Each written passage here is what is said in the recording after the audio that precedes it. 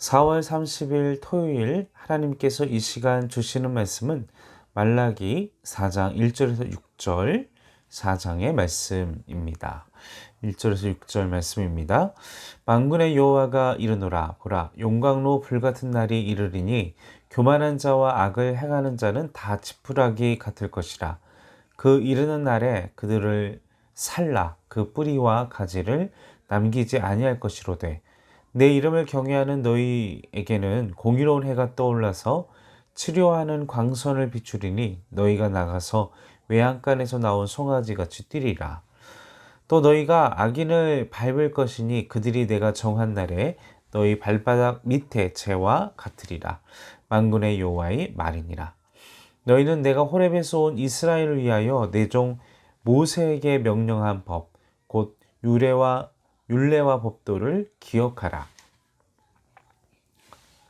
보라 여호와의 크고 두려운 날이 이르기 전에 내가 선지자 엘리야를 너희에게 보내리니 그가 아버지의 마음을 자녀에게로 돌이키게 하고 자녀들의 마음을 그들의 아버지에게로 돌이키게 하리라. 돌이키지 아니하면 두렵건대 내가 와서 저주로 그 땅을 칠까 하노라 하시니라.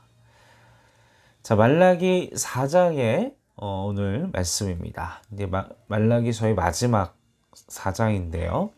그래서 함께 1절을 다시 한번 읽어 보겠습니다. 만군의 여호와가 이르노라 보라 용광로 불같은 날이 이르리니.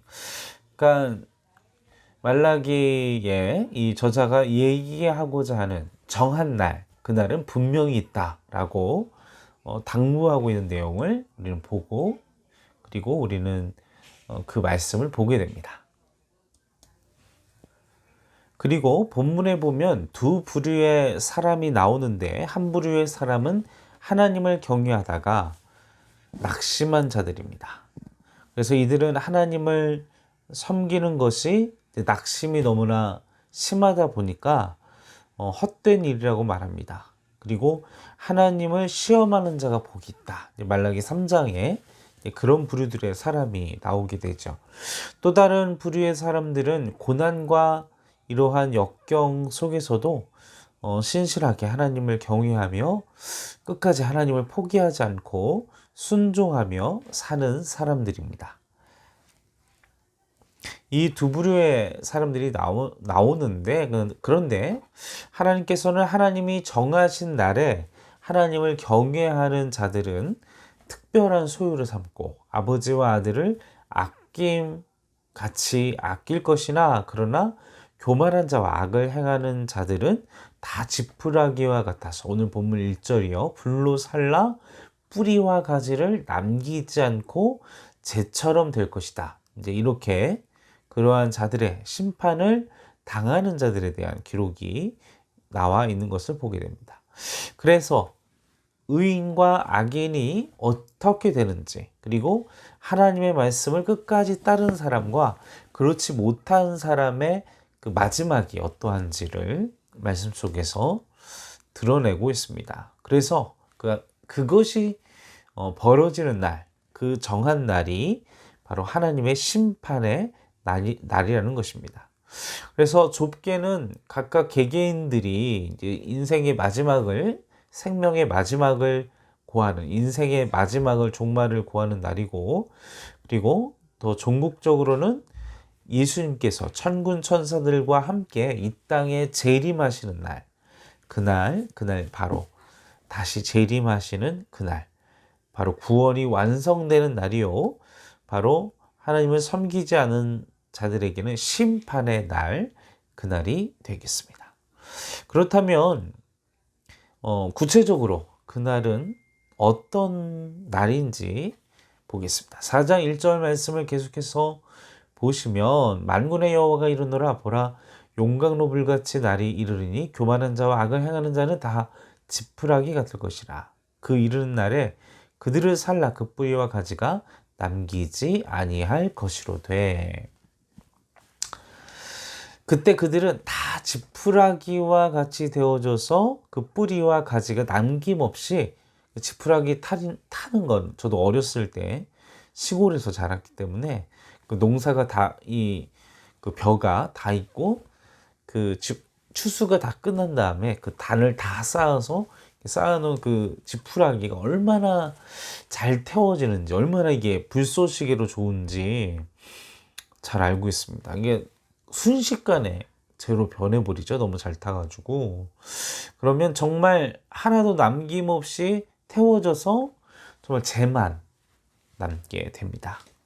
자, 그렇다면 이와 같은 심판을 받을 자가 어떤 자가 심판을 받습니까? 교만한 자와, 오늘 본문의 내용의 1절 그 하반절 보시면 1절 하반절에 교만한 자와 악한 자라는 것입니다.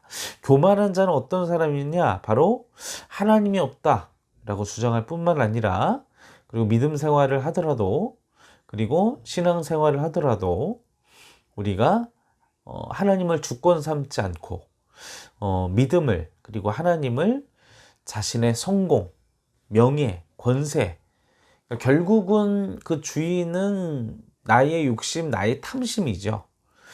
그렇게 하나님을 이용하는 수단밖에 되지 않을 때 우리는 교만한 자가 될 수밖에 없습니다. 우리가 이 시간에 내 자신의 내면을 돌아봐야 될 것은 내가 하나님을 이용하고 있지는 아니한지, 하나님을 수단으로 사용하고 있지는 아니한지 돌아볼 필요가 있습니다. 하나님께서는 우리의 삶이 이러한 삶 가운데 돌이키도록, 회개하도록 우리에게 약한 자들의 모습을 통해서 경각심을 주시는 것이죠. 그래서 악한 것은 복이 아니라 심판과 저주일 뿐입니다. 또한 본문에서 계속돼서 나오는 그 용광로, 여러분 용광로 잘 아시지 않습니까? 요즘에 그 용광로는 이천도라고 하는데, 다니엘 시대, 그 바벨론 제국 시대에 다니엘과 세 친구가 불살라지게 됐을 때, 그 풀무불에 들어가게 됐을 때, 그 풀무불이 너무나 강렬해서 어떻게 되었다고 기록되었죠? 그 친구들을 넣은 그 사람들을 넣을 때 밀어넣는 사람들조차도 타 죽었던 그렇게 강력한 불, 강렬한 불, 그것이 바로 심판날에 이루어지는 어마어마한 고통과, 그리고 그 심판이 얼마나 무서운 일임을 우리에게 경각심을 주는 내용이 바로 오늘 본문의 말씀, 바로 그 용광로와 같은 그 무서운 심판의 날임을 우리에게 주지시켜 주시는 것이라는 것입니다. 우리의 인간의 죽음은 당연한 이치입니다. 또한 심판도, 하나님 주님의 재림도 이루어질 것입니다. 우리가 이 사실을 아는 것은 지혜이자 우리가 구원을 얻을 수 있는, 그리고 하나님 앞에 온전히 바로 서기 위해서 몸부림칠 수 있는 축복이 될 줄로 믿습니다. 자, 두 번째로 바로 이 정한 날의 두 번째 의미는 바로 믿는 자들에게는 하나님의 구원의 날, 축복의 날이라는 것이죠. 2절 말씀 보십시오. 내 이름을 경외하는 너희에게는 공의로운 해가 떠올라서 치료하는 광선을 비추니 너희가 나가서 외양간에서 나온 송아지같이 뛰리라. 공의로운 해는 하나님이시고 공의로우신 예수 그리스도입니다. 그리고 치료하는 광선은 하나님께서 치료의 광선이 성도의 상처를 치료하는 것입니다. 뿐만 아니라 그것 때문인지 모르겠지만 성도는 기뻐서 날뛰며 즐거워하며 하나님 앞에 뛰놀리라 라고 기록하고 있습니다. 완전한 치료, 완전한 자유를 의미하는 것이죠. 예수께서 함께 하실 때 우리에겐 진정한 치유와 역사가 있습니다.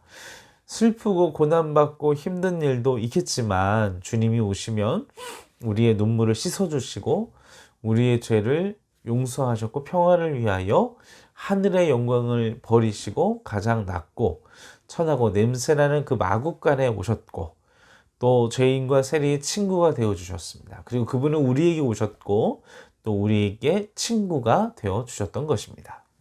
우리는 이 사실을 기억하며 주님은 이렇게 오셔서 우리의 죄를 용서해 주셨고 하나님과 당신의 관계를 회복하게 하셨으며 우리의 인생의 진정한 목적을 깨닫게 하셨고 하나님께 영광 돌리며 살게 하셨습니다.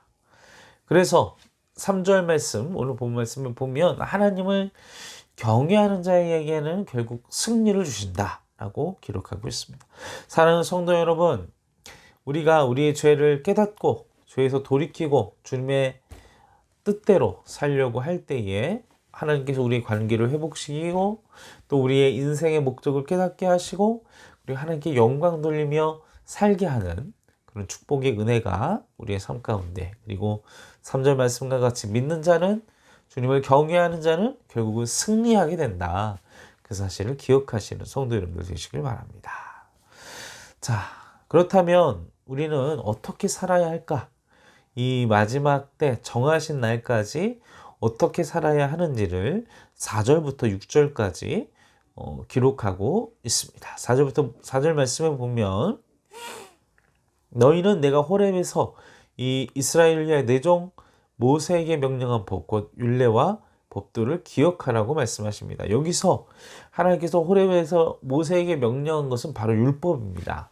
율법은 무엇입니까? 하나님이 누구이신지를 알려주시죠. 그리고 하나님의 백성으로서 어떻게 살아야 하는지를 가르쳐주고 있습니다. 다시 말하면 율법은 하나님의 말씀, 그리고 또 예수 그리스도는 율법의 완성이시죠. 우리가 율법을 다 완벽하게 지킬 수는 없습니다. 그 지킬 수 없는 내 자신을 바라볼 때 우리는 예수 그리스도가 떠오를 수밖에 없고, 예수 그리스도의 십자가의 의미와 부활과 그리고 그 예수님 때문에 우리가 하나님의 자녀된 것, 그것이 축복인 것, 그래서 우리는 기억해야만 합니다. 하나님의 말씀, 그 율법을, 하나님의 말씀을 기억하면서 하나님을 제대로 알고, 그리고 하나님이 말씀하신 대로 떠나지 않고, 그리고 내가 죄인인 것과, 내가 그 말씀 가운데 온전히 살지 못하는 죄인인 것과, 그 예수 그리스도의 보혈의 피, 부활의 의미, 그리고 다시 오실 주님을 기억하는 것, 그것이 우리에게 경각하여 주시는, 우리에게 말씀하여 주시는 메시지라는 사실인 것입니다. 마지막으로 5절 6절 말씀을 보십시오. 5절 6절 말씀에 보시면, 여호와의 크고 두려운 날이 오기 전에 선지자 엘리야를 너희에게 보내리니, 엘리야는 누구입니까? 신약 성경에 예언된 바로 세례 요한을 가리키죠. 그가 그 예수님이 세례를 받으시기 전에 그 세례 요한의 주된 메시지는 그것이었습니다. 예수님이었죠. 그의 설교의 핵심은 예수님을 영접해라, 그분을 앞에 회개해라, 그것이 그의 설교의 메시지의 중심된 내용이었습니다. 예수님께 회개해라, 마음을 돌이켜라, 예수님을 물과 성령으로 베푸는 그에게 회개하라, 회개하라. 그것이 주된 말씀의 메시지였던 것입니다. 사랑하는 성도 여러분, 우리가 오늘 본문의 말씀처럼 이 말씀 속에 우리의 삶을 정하신 날을 기억하시고, 그리고 우리가 하나님의 말씀대로 살기 위해서 예수 그리스도를, 하나님을 제대로 알고, 그리고 하나님의 말씀의 뜻 가운데에서 원하시는 삶의 방법대로 살기 위하여 분투하시고, 그러나 우리가 제대로 우리 인생을 살지 못할 때 우리에게 예수 그리스도가 필요함을 기억하시고, 또 그 예수 그리스도의 부활과 다시 오심을 기억하시면서 날마다 주님을 경외하는 삶으로 나아가시기를 주님의 이름으로 간절히 축원합니다. 함께 기도하겠습니다. 살아계신 주님, 우리가 하나님의 말씀대로 살게 하소서. 또한 우리의 마음 가운데 주님을 경외하는 마음과 하나님의 말씀과 예수 그리스도를 제대로 알고, 또 주님이 다시 오는 날까지 진정한 회개의 삶, 하나님의 말씀대로 순종하는 삶, 그리고 주님의 다시 오심을 기대하는 삶으로 나아갈 수 있도록 도와주시옵소서. 감사를 드리며 우리 원하신 예수님의 이름으로 간절히 기도하옵나이다.